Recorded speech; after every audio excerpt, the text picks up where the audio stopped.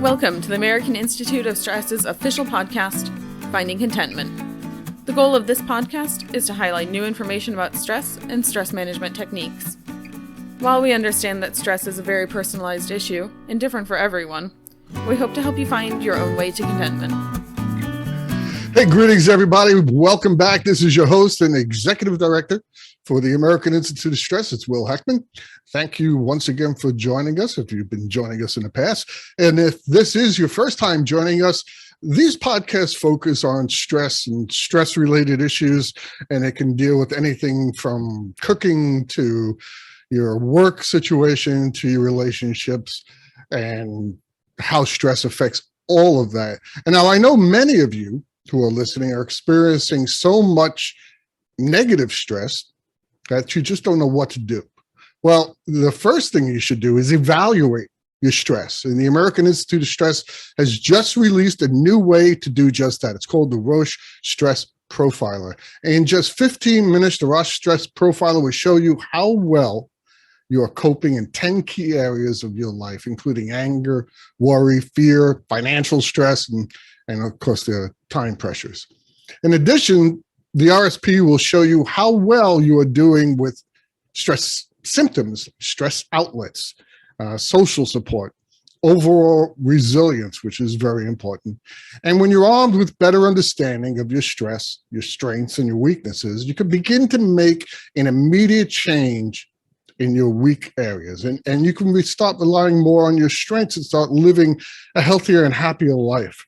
You can do that starting today. Just go to stress.org and you will find that. And there's also a whole lot of other information that we give away for free, including our two magazines, one that just came out, Contentment Magazine. You should be reading that.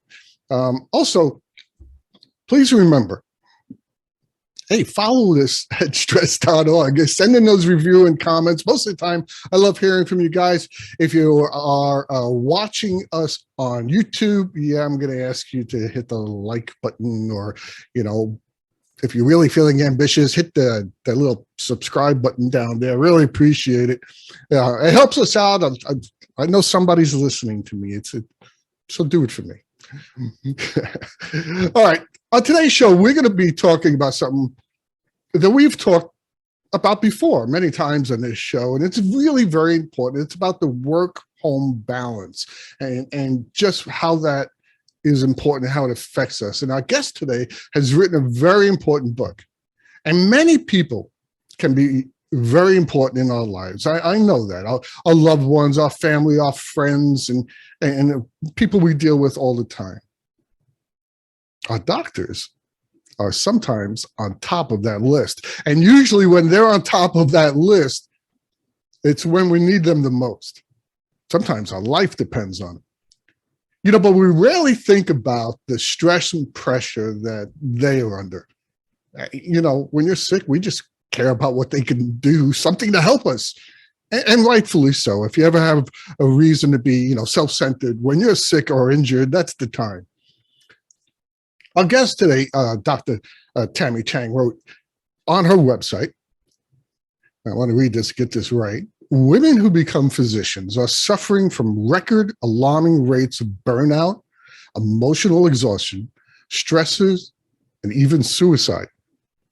What we do not learn as students, trainees, or attending physicians, what is not imparted to us in long and arduous education and training, is that understanding that in order to best serve as the healers and physicians we have the potential to become, we have to first be strong and healthy in our own body, mind, and spirit. Do no harm has to apply to ourselves first. And when I read that, I said, oh my God, it's time we start paying attention a little bit to the people we actually do rely on. Not some guy playing basketball or football, but the doctors my doctor's been a friend of mine for 20 years. Tammy Chang is a board certified physician in pediatric hematology and oncology, and the author of the new book, Boundaries for Women Physicians. It's the key to loving your life and career in medicine. And Boundaries for Women Physicians focuses on the understanding that to heal and serve others, you must first focus on having a healthy body, spirit, and mind, something we've talked about before. And Tammy highlights the importance of good self-care habits and boundaries in a physician's life to avoid burnout, stress, and exhaustion, the last things you want to see in your doctor. And you can find out more about Dr. Cheng's book on her site, tammychengmd.com, or of course, like everything else, you can find it on Amazon, where we shop for everything we need. But you definitely should check out that book. It's got a lot of important things to say. So please join me in welcome Tammy Cheng. Tammy, welcome. It's good to have you. Thank you. Thanks for having me. I was so touched even just hearing you. Oh, you know what? Like I said before, after reading that quote on your website, it really hit home.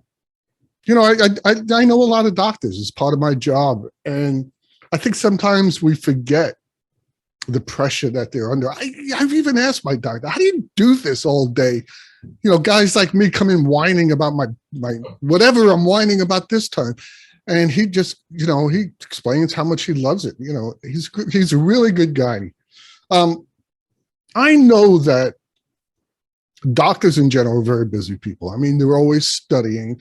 They're always involved in patients. They're doing all kinds of things. You took time out to write a book. Out of all of those things, boundaries for women physicians. Can you share with us how you came about writing that book, how that happened? Oh, sure. And I think I write about this in the book, and it's on the website. This is deeply, deeply involved in my why with a capital W. So everything about my life has actually come out of my personal experience just 3 years ago. And I hit rock bottom as a physician. And I could not manage my stress, right? I wish I knew about your organization back in those days. And I was one of those statistics. I was so severely burnt out that I was actually suicidal, and I needed a lot of help. So thank goodness, got a ton of help. I took a leave of absence, and everything about my life today has come out of that difficult time. And that this book is one of those reasons. So it was very cathartic for you to write that book. Well, that's good. Yeah. I'm happy you said that. I'm not happy it happened, but I'm happy you said that, because there are a lot of people who listen to us.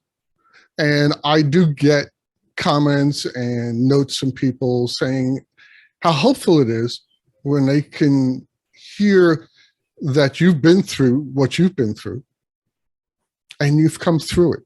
There is another side. You can come through it, and you can be okay. So everybody out there, you know, think about that. You know, Tammy, you don't think about doctors as being so burnt out that they're feeling what you must have felt. But yeah, it happens. And you know, I know there's a lot of professions that are like that. A lot of friends who are cops and firemen, and I have friends who are teachers. Obviously, I was one myself. And also all of those are what I would consider very, very high stressful kind of jobs, and a lot of decision making, a lot of challenges, a lot of things changing, coming at your way. In general, do you think doctors have a higher burnout rate than other professions? I mean, when as a teacher, when I make a bad choice, man, a kid doesn't learn something. Okay, you know, that's on me. When a doctor makes them, you have our lives in your hands. I don't know how you guys do it. Do you think that's why they have a bigger burnout rate? It's probably one factor, although I have so much respect for teachers. I mean, as an educator, and then your role as a cop in the past that you were just sharing before we got on this call. And those are all professions that I have such deep respect for. So I don't think we can compare, right? I think our experiences in each of these fields, and what I think the link between all of these fields, you know, taking care of people through the police force, through education, through our healthcare and our medical system, they're all linked because they're all helping professions. They take a lot out of us to help others. But as far as the burnout rate, and as far as people just I've had it. I'm if I'm not burned out, I'm getting crispy around the edges. Do you think physicians are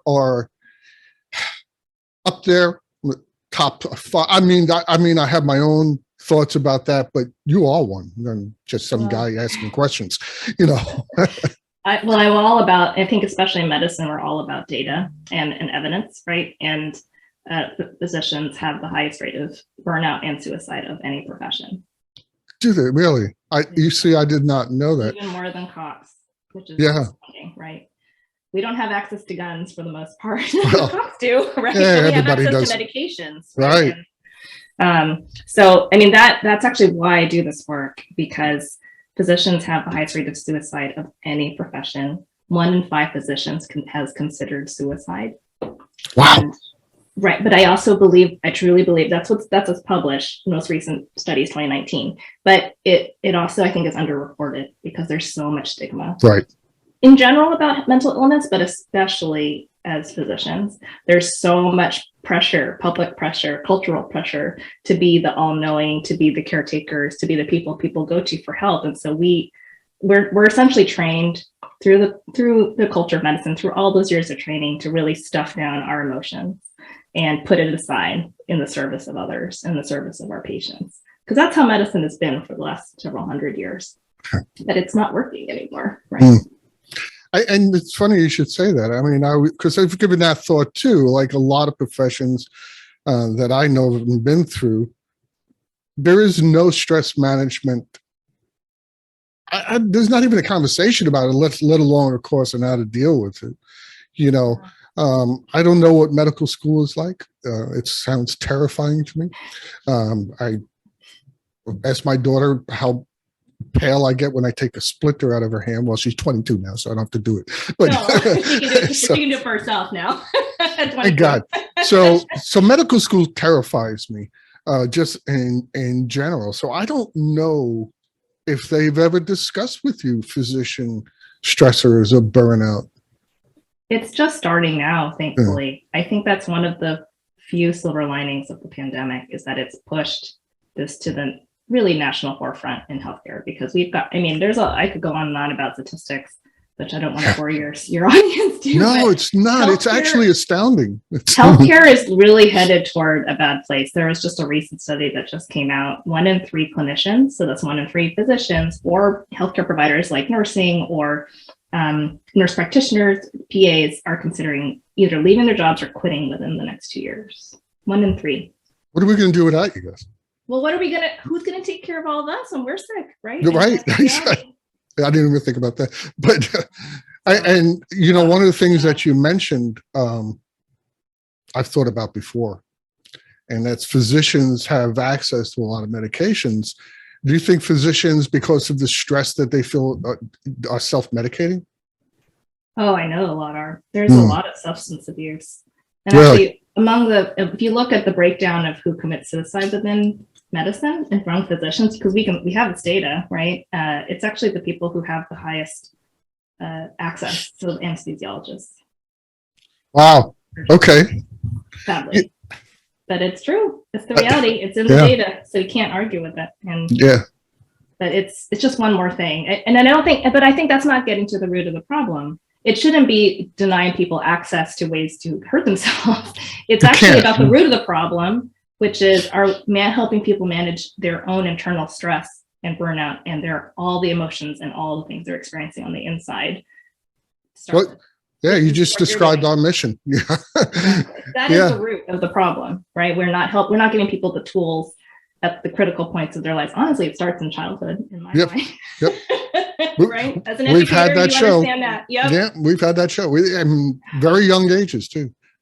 Yeah. Okay, so you talk about the root of the problem. What are some of the stresses that are unique just to physicians and doctors and medical care practitioners, in general? I mean, I can tell you what they are in my layman's head, but not firsthand. You felt them, what they are. So what are the top things? ones? Well, I can also, here we go, me citing surveys and data, but please. It's better. I mean, I have my opinion too. Give us both. I'll give you both. So in the data, when you look at the national surveys, and there's great surveys that are come out with like tens of thousands of physicians now. So it's lots of really great, rich data. Every year, the top number one complaint is all the administrative and bureaucratic stuff we do, which is all the charting, the paperwork. It really has truly become the largest pain point for all healthcare providers, I think. And healthcare has changed dramatically in the last 2-3 decades. And part of that has been the electronic medical record. And not to blame things on anything, it serves a really great purpose, and there are really a lot of wonderful things about it. However, it has just become its own thing. So that it doesn't sound, you would never think that as a patient. Like when I go see my physician, I'm actually extremely aware of how much stress my physicians are under. So I'm always like, how are you today? Right. I'm like, I'm so impressed by the care you're providing for me. Thank you. I do that stuff because I know they're not hearing that on a daily basis. So, but yeah, the charting, the administrative stuff, it's also the reality of the business of healthcare, which is the reality of it is a business, and it's all about number of patient contacts, how well we're billing, how much reimbursement from healthcare insurances. This is the stuff that honestly consumes, and the number of patients we can cram into one day, we honestly don't get much autonomy in that. Say the vast majority of physicians on average will see anywhere between 18 to 25 patients a day on a normal day. And that means you get 15, 20 minutes max per patient. And it's just booked solid. Right. People are not taking lunch breaks. They're taking their work home at night because they can't get all the work done. And so the reality is that the business of healthcare is really pushing out a lot of why we went into this to begin with, which is to care for others and to be helpers and to heal people, right? We don't have enough time to see the patients and the time that we're allotted. We can't address all the things that we want to address with patients. Then we got to see the next patient, right? It's all these other stressors that are put, just honestly squeezing that humanity out of why we went into this work. And that actually is, you'll hear this phrase, maybe you've heard it already before in healthcare, which is moral injury or a moral crisis, because physicians today are really struggling. One of the biggest drivers that underlying that root cause, right, is that we're feeling like we can't provide the kind of care that we know is the right thing for patients because of the reality of healthcare today. And that injury or that crisis is that kind of moral dilemma at the heart of burnout. See, that's why I asked you, because a layman, to me, if I'm thinking, okay, if I'm a doctor, what would be bothering me? It's business and paperwork and all of that stuff didn't come to mind. It comes to mind when I think about other professions that I've done, but I didn't think about that. What I think about is like, oh my God, I can't help this guy. You know what I mean? It's on top. That's on top of everything else, right? And then there's also the fear of making a mistake and hurting someone. It's all about do no harm, right? Right. I can't tell you. So I'm the medical director of provider wellness for my healthcare system, it's such a privilege and an honor to get to do this. So we have 4,000 physicians and APPs. And it's my job to help create this safe culture, which is, we're working on it, Yeah. But I can't tell you, we helped create specific programs to help providers who have gone through an adverse event with a patient, because that, when you poll physicians in particular, or providers, and physicians have a much higher rate of malpractice than honestly APPs do. But if you poll a physician about what are the most stressful moments in their career, it's when they made a mistake that hurt a patient inadvertently. No one ever does it on purpose, or have been named in a lawsuit. So there's that fear all the time. Yeah, I guess. I mean, yeah, I could see that. I can see we're a litigious society, so it's the reality of it. But I've gone through health issues with family members and stuff like that, and some of them were serious. And I sat there, as the caregiver, and thought, things like that, and think, oh my God, I'm stressed out just sitting here watching. Can't imagine being somebody responsible for doing. Thank you for sharing that, and thank you for doing all you do to help other physicians and medical professionals to deal with that stress. Please send them over to stress.org. We'd love to help it. Yeah, I mean, tell me, what do you think are the main symptoms that a physician starts showing, or other medical professionals start showing, when they're starting to get to that, that ledge that you got to be talked off of, when they start getting crispy and they start burning out? What are the symptoms that they're experiencing? Well, burnout is, it's not unique to healthcare. And the three main components of burnout are depersonalization. So like compassion fatigue, feeling like you just can't, you don't have that, you're out of it. You don't have any more compassion left. So it's that depersonalization piece. It's the emotional and physical exhaustion, just right? Just wiped out. And the third component is the loss of meaning in the work. So you feel like, what's the point? Why am I doing this anymore? And it's that triad that actually it's a symptom of occupational burnout. So it's described in all fields, not just health. Right. Yeah. Right. And I've heard that described in teaching and things like that. And I've experienced those things, sometimes not all at once, sometimes different, but I if it's ongoing and it's not letting up, and you need to be talked off that ledge. And I've done it a couple of times. I've talked to teachers, especially beginning teachers, not what they thought it was. It's and you go into the medical field wanting to be a doctor and wanting to just help people, and someone is shoving insurance forms in front of you, and you go, what? It's the reality of today, and I think that actually, my work, a lot of my work is also focused around women physicians, because our burnout and suicide is even higher than male physicians. Really? Okay. And one of the most astounding pieces of data that's come out in the last couple of years is that 40% of women physicians are either quitting or going part-time within 6 years of finishing training. So that tells you a lot about those first 5-6 years. Wow. You go through all this to to become a doctor, and then you're like, what is this? This is not what I was signed up for, right? It's so much, people think, because honestly, the training is very arduous and grueling. And you think, honestly, as a trainee, and I speak for myself, but I just know, and this is the internal state of people in training, is like, you just try to get to the finish line. You feel like there's light at the end of the tunnel when you get there and become a doctor or attending and have a real job, right? A big kid job. But you get there and you realize actually there's a whole nother set of issues and stressors. So it's that expectation piece, just like you're talking about with new teachers. I think that's human. Yeah, you're right. And sometimes I think we forget that the person standing in front of you, examining you and taking care of you and trying to get you healthy again, is a human being too, and they may not be feeling good either.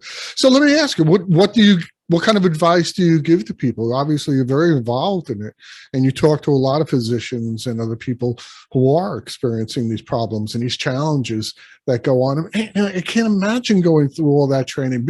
I don't even think I could get through residency. I can't stay awake that long.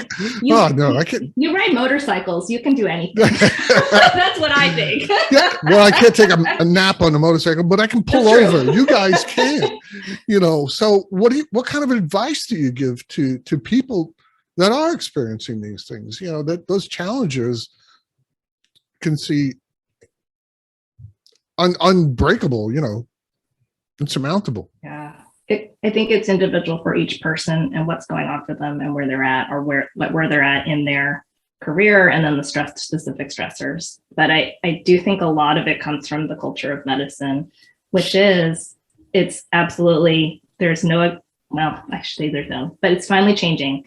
We are human beings first before we are physicians. And that unfortunately is not, and it's not understood, and it's not part of our culture. It's all our culture. We've been trained, our self-care pyramid, right, is inverted. So our own personal needs are at the bottom and everyone else's are up here. And that's how we've been trained for years.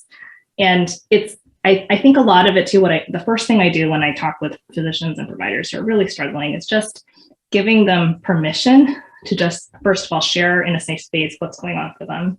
And then for them to reframe it and help them understand they're not alone, just like you and I were talking earlier.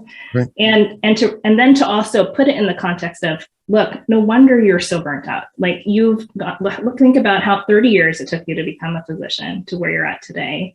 All you've ever known since you were a kid is how to really work hard and just work harder. Mm-hmm. And you never learned about self-care or stress management or how to really take care of yourself on the inside out, all those decades. And so of course, it's going to be a hard change now to shift your perspective and change all these things, but we'll get through it together, right? It's not overnight. It's going to take a lot of time.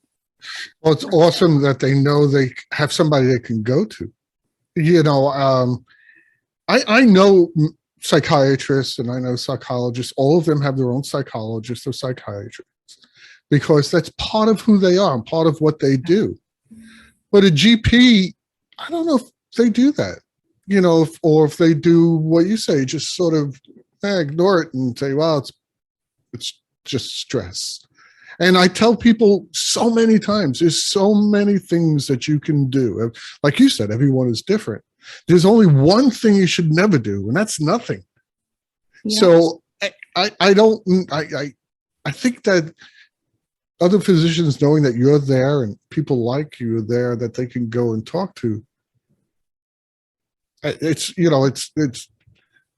there's so much value in that. I hope so. I think that's honestly why I do this and why I'm so open. It honestly is the why, the underlying purpose behind everything, because I think it helps so much for others to hear another fellow physician who they know and trust and respect be, you know what, I struggle too, and you're not alone. I know you're not alone because 1 in 5 physicians is considered suicide. So if you take a room of 20 physicians, that's at least 4 people that have considered it, right? And honestly, it's underreported. And I mean, that's the biggest hurdle I have actually in my day job, which is supporting physicians at work, is that less than 15% will ever even reach out for support right now, even though we know that over 80 to 90% of physicians are experiencing moderate to severe symptoms of depression and anxiety right now. And yet people are, or even colloquial symptoms, even if it's not clinical, but they're experiencing anxiety and depression, and yet they're not reaching out for help or even just seeing a therapist, right? So right. I agree. It's actually changing that narrative for people to realize it's not only okay to receive help, it is a sign of strength to receive help, because it means if you're asking for and reaching out for help, it means you have self-awareness to recognize that you need help right now. And that, to me, I think it's reframing the whole thing. It's not just okay to ask for help. It is absolutely courageous leadership to do so, because you have the self-awareness to recognize you need help, and you're setting that role. You're being a role model for others, because that's what we want to instill in today's leaders, right? I mean, self-awareness, self-compassion for oneself, and doing that honestly, not only in the service of the individual, but ultimately it has ripple effects. Just like, the reason why I'm so passionate about helping physicians, of course, but at the end of the day, it's because it means we take better care of patients. We're not only around longer, but we don't quit our jobs and our careers, which unfortunately sounds like almost a third of physicians are thinking about it right now. But we're not only around, but we're like actually happy, joyful, kind, compassionate, because when we're burnt out, we are at 6 times higher risk of making a medical error. So if you're a patient seeing a really burnt out physician, which is more than 75% of physicians today in the United States, you're at 6 times higher risk of experiencing error. And it comes down to safety and the care that we provide for others, right? So that's why this is such a complex issue, but why I'm so passionate about it. And you know what? If you think about what you do, it filters down to, as you say, to the patients. You're helping other physicians, helps how many hundreds of patients? And you're helping 2 physicians helps, it goes on and on and on.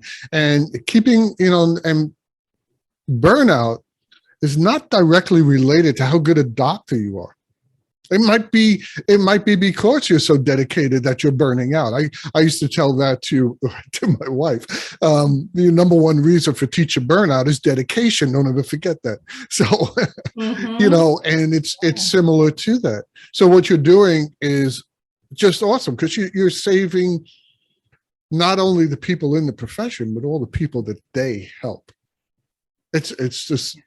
That's the I can't be stated enough. You also talk about, your book is written about women physicians, and you mentioned that the stressors are different for women, that they seem to be, at least statistically, suffering from these stressors and burnout more so. Why do you think that is? It's complex, but I'm all ears. I know. I don't know if we figured out the exact, there's not just one reason. But the reality is it's a 50-50 in medical schools, men and women, but we're losing women. It's been a male dominated field for hundreds of years. And so the culture is not supportive yet of working mothers. The flexibility, right, to be able to go pick up your kid from school, et cetera, that doesn't exist in most healthcare systems. Even support for maternity leave, it's quite complex to even be able to do that. Lactation, I'm going into details here, but that is a struggle. Every single one of these things in the workplace, which are not unique to healthcare, but it really is exacerbated in healthcare. And then you've got the other piece, which is the vast majority of working women today are also taking on the vast majority of still the household and childcare at home after they come home from work. So not only have you got women coming out of training in the prime of when they're childbearing, right? Like when they're in their 30s, this is when people are raising their families. Not a lot of support for those who are mothers. And then when they get home, they're already experiencing all the stressors that male physicians are at work on top of everything. Plus then they go home and they keep working.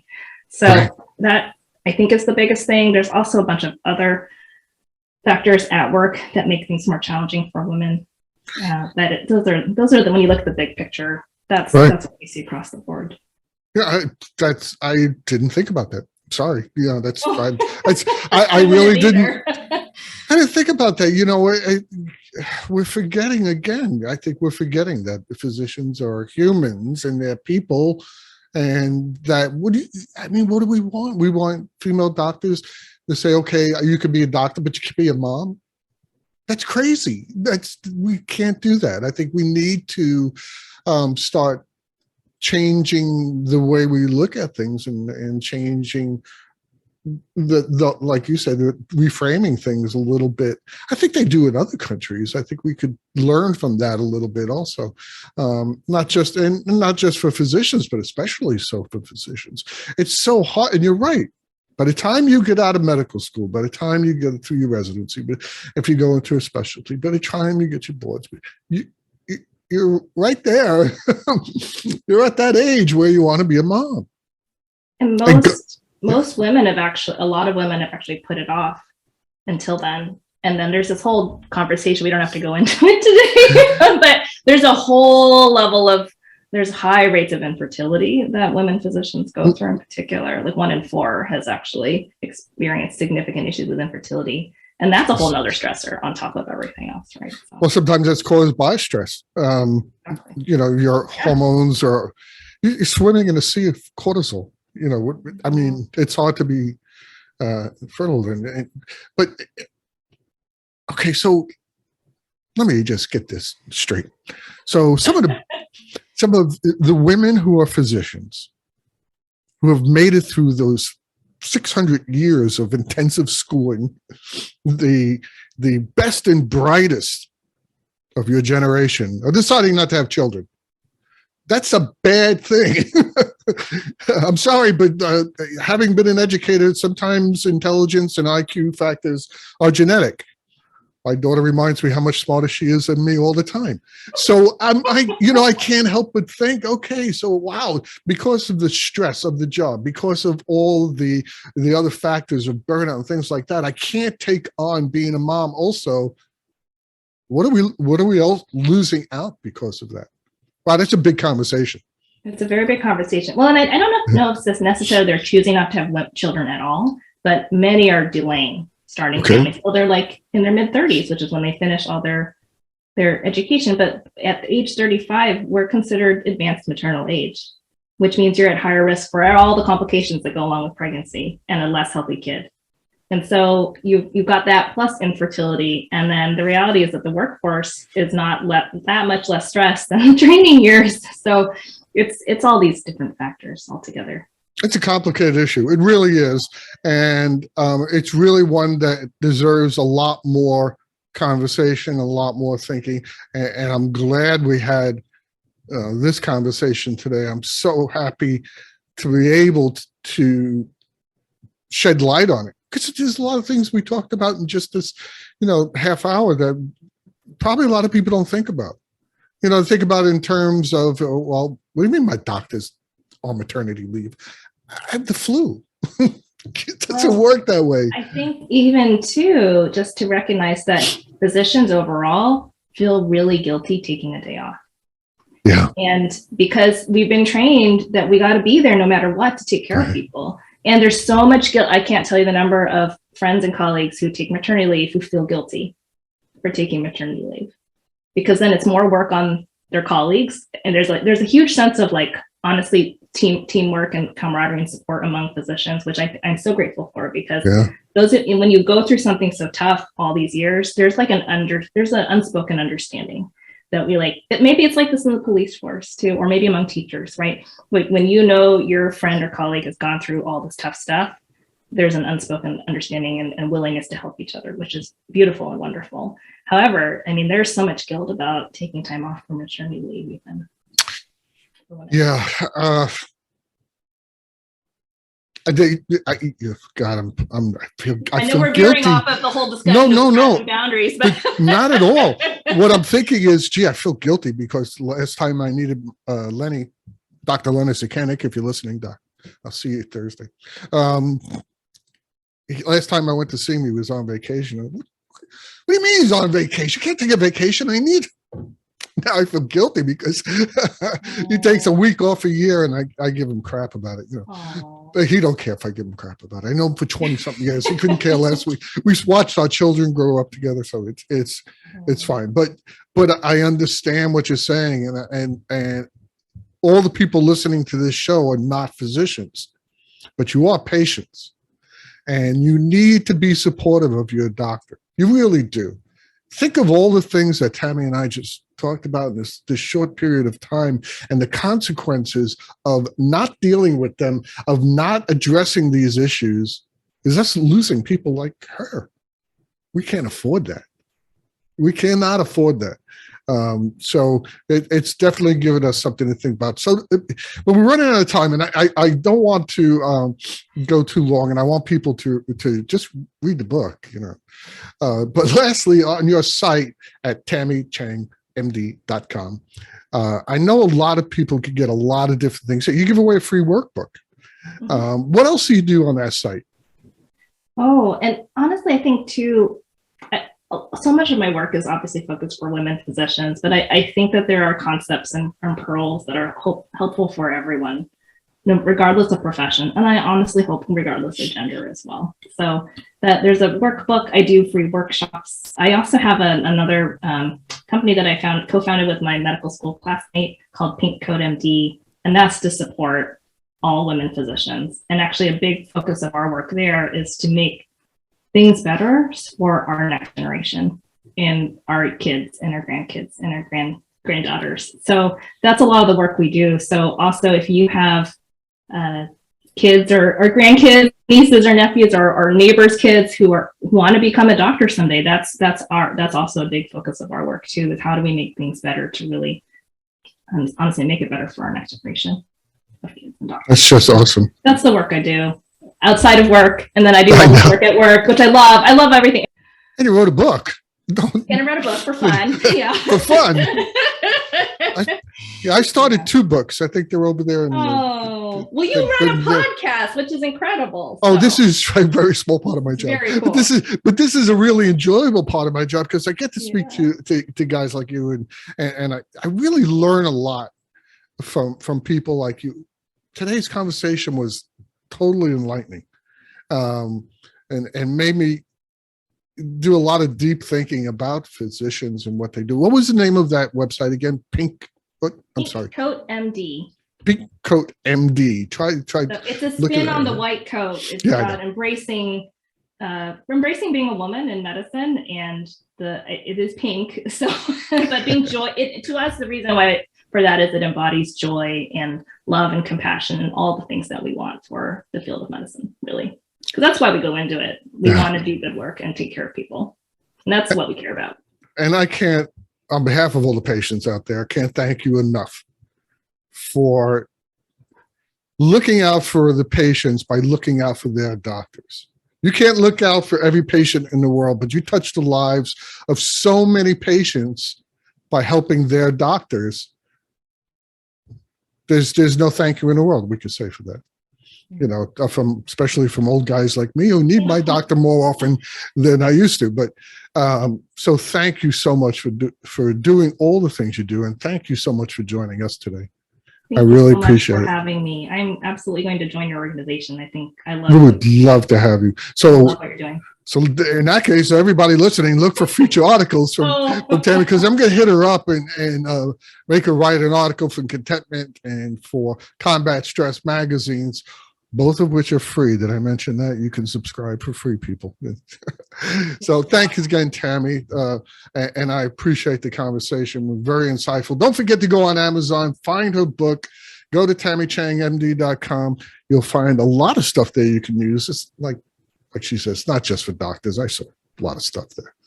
All right, that's going to do it for today. This has been your host, Will Heckman. I want to thank you all for joining us once again today. Don't forget to please follow this podcast, send in those reviews, hit the subscribe button, hit the like button, all the stuff that podcasters and YouTubers ask you to do. And I want to remind everyone, just as stress is different for each of us, there is no one stress reduction or management strategy that is right for everyone. So that means you need to join us next time as we explore more stress management strategies and insights. And remember to visit stress.org to gather information, tools, and techniques to live a healthier and happier and hopefully a longer life. And I hope the information you heard today from Dr. Chang and myself will help you find contentment. So good day, everyone.